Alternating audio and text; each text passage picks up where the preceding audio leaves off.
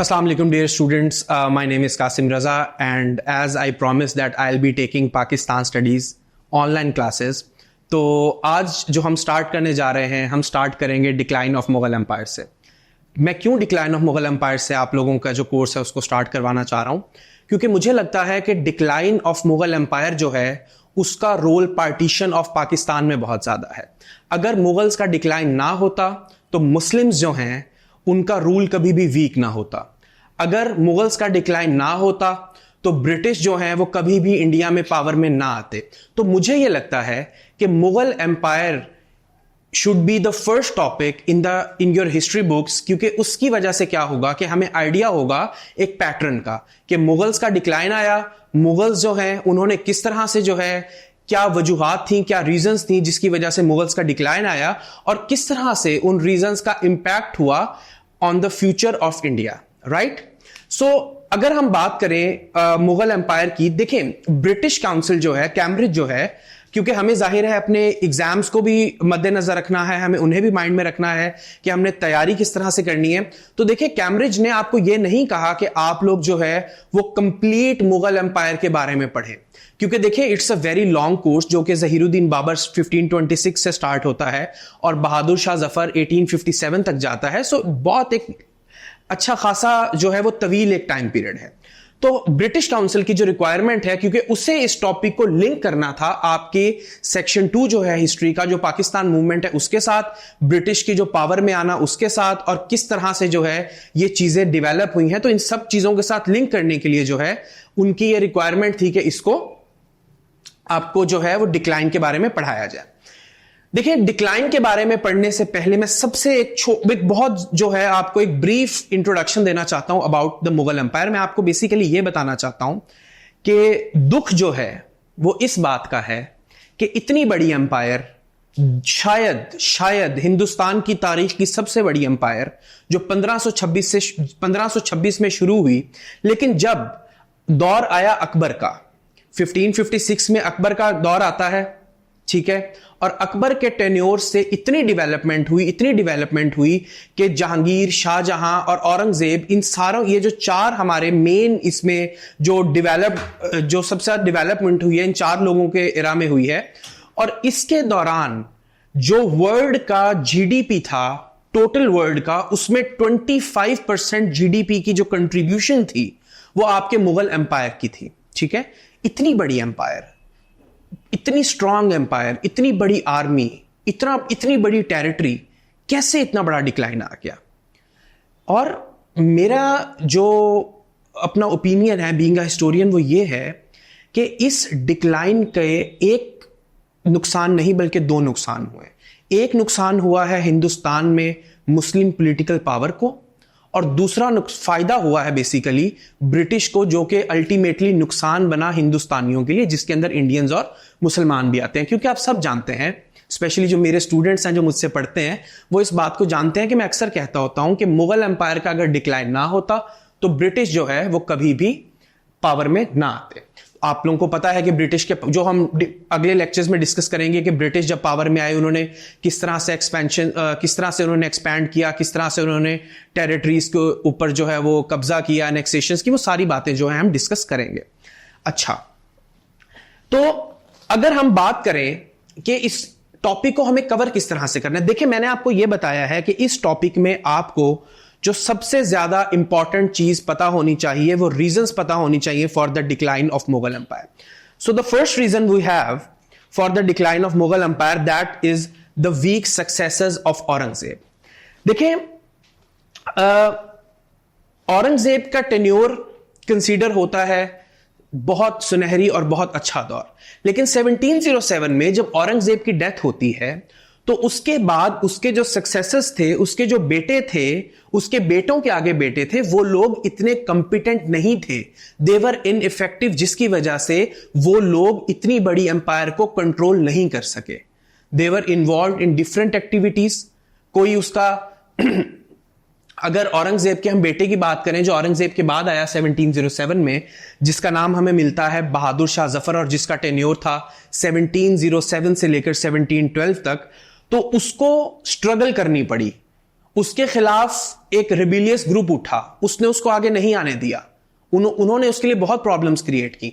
अगर हम उसके बाद बात करें जहांदार शाह की, जो उसके बाद आया 1712 से लेकर 1713 तक, सिर्फ 1 साल का दौर, और आप ये देखें कि औरंगजेब का जो टेन्योर है वो ऑलमोस्ट 49 ईयर्स का है, अकबर का जो टेन्योर है वो 49 ईयर्स का है, लेकिन एक बंदा ऐसा आ रहा है जहांदार शाह जिसका टेन्योर सिर्फ 1 साल का है। ही वॉज द वन जो कि सारी लग्जरी एक्टिविटीज में इन्वॉल्व था, एडल्ट्री में, वुमेनरी में, ड्रिंकिंग, और कोर्ट्स के अंदर जो है उनको फिक्र ही नहीं है कि स्टेट में क्या हो रहा है, उनको कोई फर्क नहीं पड़ रहा कि किसका क्या नुकसान हो रहा है, लोग उनसे खुश हैं कि नहीं है। They were happy with what they had, उनको किसी चीज से कोई फर्क नहीं पड़ रहा था। स्टेट उनके लिए मैटर नहीं कर रही थी, उनके अबाउजदाद की, उनके प्रीडिसेसर्स की बनाई हुई जो एक इतनी बड़ी एम्पायर थी वो उनके लिए मैटर नहीं कर रही थी। उनके लिए जो चीज मैटर कर रही थी वो सेल्फ सेटिस्फैक्शन कर रही थी। तो ऐसे एम्पायर्स नहीं चलती, ऐसी एम्पायर्स जो होती हैं उनके ऊपर जवाल आना ही होता है। अगर वो लोगों का नहीं सोचेंगे, अगर वो अवाम का नहीं सोचेंगे, अगर वो ये नहीं सोचेंगे कि स्टेट को हमें बढ़ाना कैसे है, हमें स्टेट को एक्सपैंड कैसे करना है, क्योंकि देखो भाई दूसरी साइड पर जो ब्रिटिश है वो इंडिया में आ चुके हैं। आपको पता है कि ब्रिटिश जो है वो इंडिया में अर्ली 17th सेंचुरी में आ गए थे। They were waiting for an opportunity कि कोई ऐसा मौका आए कि हमें मौका मिले, कहीं इस पर इनसे गलती हो तो हम अपना मौके का फायदा उठाएं और हम इस एरिया को कैप्चर करें। ठीक है, अच्छा, उसके बाद हम ये देखते हैं कि वीक सक्सेसर्स तो इसकी एक रीजन हो गई, but the other reason can be the succession disputes. There was no proper law of succession among the Mughals.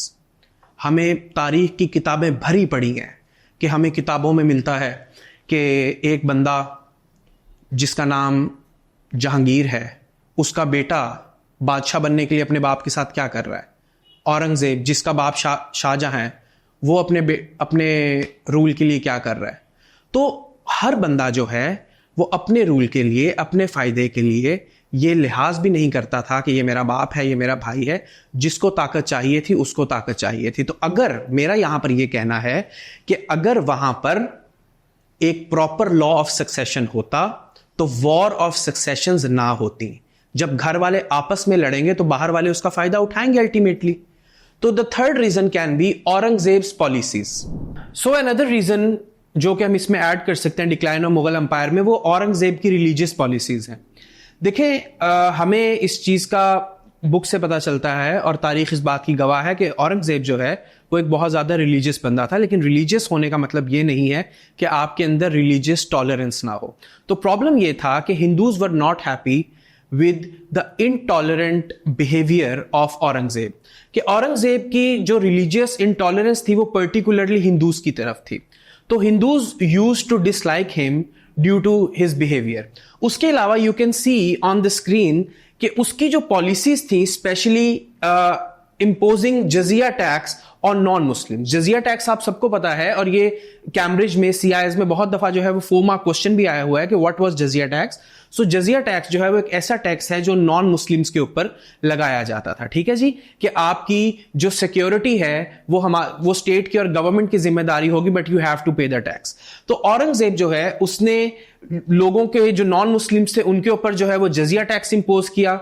उनको जजिया टैक्स देना पड़ता था, गरीब भी थे लोग नहीं पे कर पाते थे, लेकिन उनको देना पड़ता था क्योंकि बादशाह का ऑर्डर है और आप उसको डिनाई नहीं कर सकते थे। और दूसरी चीज ये कि हिंदूज जो हैं उनके टेम्पल्स को डिस्ट्रॉय किया जा रहा था। तो ये चीजें जो हैं आपके अल्टीमेटली रिजल्ट मतलब एक नफरत सी पैदा हो गई लोगों के दिलों में औरंगजेब की इन पॉलिसीज की वजह से। उसके बाद औरंगजेब की अगर हम पॉलिसीज की बात कर ही रहे हैं तो उसमें मैं एक चीज ऐड करना चाहता हूं कि मराठन एम्पायर को रेजिस्ट करने के लिए, मराठन एम्पायर को रोकने के लिए औरंगजेब ने क्या किया। औरंगजेब ने अपना कैपिटल जो है उसको छोड़ के ही वेंट टू दक्कन। जो दक्कन था, जो दक्कन की स्टेट थी, वहां पर Aurangzeb used to spend 26 years of his tenure. ये कोई छोटा अरसा नहीं होता। जैसे मैंने बताया था कि he ruled for almost 49 years, उसमें से ही स्पेंड 26 years इन दक्कन, जिसकी वजह से जो कैपिटल है आपका, जहां पर उसको होना चाहिए था, वो स्पेस खाली थी। तो वहां पर जो नोबल्स थे, वहां पर जो मनसबदार थे, वहां पर जितने भी कोर्टीज थे, उनके पास एक अपॉर्चुनिटी थी कि वो अपनी मर्जी से जो है वो चीजों को, और अपनी मर्जी से जो है वो अपने एक स्ट्रक्चर जो था, गवर्नमेंट का स्ट्रक्चर, उसको चला रहे थे, क्योंकि औरंगजेब वॉज बिजी मराठास को रोकने में। ठीक है जी। उसके बाद हम इसमें एक और रीजन जरूर ऐड करेंगे जो कि एक बहुत इंपॉर्टेंट रीजन है, and that is rise of regional powers. देखिए, जो लोकल पावर्स थी आपकी, जिसके अंदर आपके मराठास थे, मराठास जो थे वो डोमिनेंट पावर थी आपकी सेंट्रल और आपकी वेस्टर्न इंडिया के अंदर। ठीक है। उसके बाद आपके जो सिख थे, वो उन्होंने मुगल अथॉरिटी के अगेंस्ट जो है वो रिवोल्ट स्टार्ट कर दिया। उसके बाद आपके जो बंगाल, नवाब ऑफ बंगाल था, वो एक इंडिपेंडेंट जो है वो टेरिटरी, एक इंडिपेंडेंट स्टेट बन चुकी थी, वो नवाब के अंडर आने लग गई थी। उसके बाद आपके निजाम ऑफ हैदराबाद जो है, उन्होंने एक ऑटोनोमस रूल जो है वो डिक्लेयर कर दिया था साउथ के अंदर। तो इस तरह से जो है लोग बेसिकली, जो लोकल्स थे, आहिस्ता आहिस्ता वो कोशिश कर रहे थे कि हम मुगल इन्फ्लुएंस से बाहर निकले। अब इसके पीछे औरंगजेब की पॉलिसीज हैं, इसके पीछे औरंगजेब की एक्टिविटीज हैं, इसके पीछे वो लोग खुद अपनी इंडिपेंडेंस चाह रहे हैं। So there can be a lot of reasons, लेकिन ये सब कुछ हो रहा था एंड इट्स अ फैक्ट जिसको हम डिनाई नहीं कर सकते। तो अल्टीमेटली ये जो राइज ऑफ रीजनल पावर आप देख रहे हैं, जिसको हम राइज ऑफ लोकल पावर्स भी कह सकते हैं, ये अल्टीमेटली रीजन बनी है आपके डिक्लाइन ऑफ मुगल एम्पायर की। And if we talk about another reason, we can add administrative and economic problems. देखें जी, मनसबदारी सिस्टम जो है, मुगल्स के अंदर रैंक्स होते थे, मनसब दिए जाते थे। किसी का मनसब 4000 है, किसी का 5000 है, किसी का 10,000 है। वो कैटेगरीज होती थी, जिसका मनसब ज्यादा है इसका मतलब है कि उसकी अथॉरिटी ज्यादा है। तो आपके जो मनसबदारी सिस्टम था वो इनएफिशिएंट और वो करप्ट होना शुरू हो गया था। क्यों? क्योंकि लोगों के पास रूम था, लोगों के पास अब स्पेस थी, वो अपनी पावर्स को, अपने मनसब को अपने तरीके से, अपने फायदे के लिए जो है वो लोग यूटिलाइज कर रहे थे। ठीक है। उसके बाद हम इसके अंदर जो चीज ऐड कर सकते हैं एडमिनिस्ट्रेटिव एंड इकोनॉमिक प्रॉब्लम्स के अंदर, वो हम ये ऐड कर सकते हैं कि मनसबदार जो थे, जो नोबलमैन थे, they were more interested in their personal gain than in the welfare of the empire. उनको इस सिचुएशन में, क्योंकि अब उन्हें ये चीज रियलाइज हो गई थी कि मुगल्स जो हैं उनकी डायरेक्शन अब चेंज हो रही है, they are moving towards their decline. So अब उन लोगों ने इस बात का सॉल्यूशन निकालने के बजाय इस बात का फायदा उठाया कि तबाह तो होना ही है, तो क्यों ना कुछ लेकर तबाह हो। ठीक है। तो वो लोग जो है वो अपने पर्सनल गेन के लिए, अपनी पर्सनल वेलबींग के लिए जो है स्टेट को बिल्कुल साइड पर रखकर वो सिर्फ अपने बारे में सोच रहे। उसके बाद आपका जो टैक्स कलेक्शन सिस्टम था वो इतना इनइफेक्टिव था कि आप देख सकते हैं स्क्रीन पे, the tax collection system became inefficient and revenue from agriculture began to decline due to over taxation and frequent wars। कि इतनी wars हो रही थी, ओवर बिला वजह के टैक्सेस लिए जा रहे थे कि अल्टीमेटली जो आपका टैक्स कलेक्शन सिस्टम था वो भी पूरी तरह से डिस्ट्रॉय हो चुका था। उसके बाद अगर हम बात करें एक और रीजन की, जो कि आपका अगर इन केस 14 मार्क क्वेश्चन आता है, उसके अंदर you need like 5 to 6 reason, तो आपको मैं 2 और रीजन एक्स्ट्रा दे रहा हूं। उसके अंदर आप यूरोपियन कॉलोनियल एक्सपेंशन की बात कर सकते हैं, जिसके अंदर हम ये लिख सकते हैं कि आपके जो ब्रिटिश और फ्रेंच थे, उन्होंने पूरी तरह से जो है वो मुगल एम्पायर को एक्सप्लॉइट किया है। आपको पता है कि फ्रेंच जो है वो पैरेलल चल रहे थे, ऑब्वियसली अल्टीमेटली एंड पर जो सक्सेसफुल हुए वो ब्रिटिश हुए, लेकिन फ्रेंच ने भी कोई कसर नहीं छोड़ी। फ्रेंच जो है वो भी अपनी मोनोपोली क्रिएट करना चाह रहे थे, लेकिन ब्रिटिश वर मोर सक्सेसफुल। सो आपकी जो ब्रिटिश ईस्ट इंडिया कंपनी थी, उन्होंने अपनी मिलिट्री प्रोग्रेस से, अपनी मिलिट्री स्ट्रैटेजीज के थ्रू अपने जो है वो अलायंसेस बनाए, जिस तरह से उन्होंने बंगाल के ऊपर कब्जा किया। आपको बैटल ऑफ प्लासी का पता है, आपको बैटल ऑफ बक्सर का पता है कि जिस तरह से उन्होंने एक्सपेंशंस की हैं, और उन्होंने सबसे पहले जो एक रिचेस्ट और एक बहुत बड़ा प्रोविंस था आपके इंडिया का, बंगाल, उसको जिस तरह से उन्होंने कब्जा किया। तो ये अल्टीमेटली जो है वो रीजंस बनी है आपके डिक्लाइन ऑफ मुगल एम्पायर की, क्योंकि अब जो है एक इन्फ्लुएंस क्रिएट हो रहा था, एक हाइप क्रिएट हो रही थी ब्रिटिश की सब कॉन्टिनेंट में, जो कि आपके मुगल्स के लिए एक बहुत बड़ी प्रॉब्लम बन रही थी। ठीक है। उसके बाद अगर हम एक और रीजन इसमें हम ऐड करना चाहें तो हम फॉरेन इन्वेजन्स की बात कर सकते हैं। देखिए जी, आपकी जो फॉरेन इन्वेजन्स हैं उसके अंदर हम इसको इस तरह से ऐड करेंगे कि जो फॉरेन पावर्स थी, जैसे आपकी नियर बाय जो कंट्रीज थे, जैसे आपका ईरान था, जैसे आपका अफगानिस्तान था, उन लोगों ने जो है इस चीज का फायदा उठाया कि अब औरंगजेब का दौर नहीं है। मुगल एम्पायर का वो एक रोब दबदबा और वो एक मुगल एम्पायर का जिसे कह सकते हैं कि एक डर नहीं है लोगों के अंदर। तो अब हमारे पास मौका है कि हम इस चीज का फायदा उठाएं, और उन्होंने इस चीज का फायदा उठाया। आप ये देख सकते हैं कि नादिर शाह, जिनका ताल्लुक पर्शिया से था, he invaded India in 1739 and plundered Delhi, taking enormous wealth, including the famous Peacock Throne and the Kohinoor Diamond. तो इसकी जो वैल्यू थी, कोहिनूर डायमंड हो गया आपका, ये वो यहां से लेकर चले गए।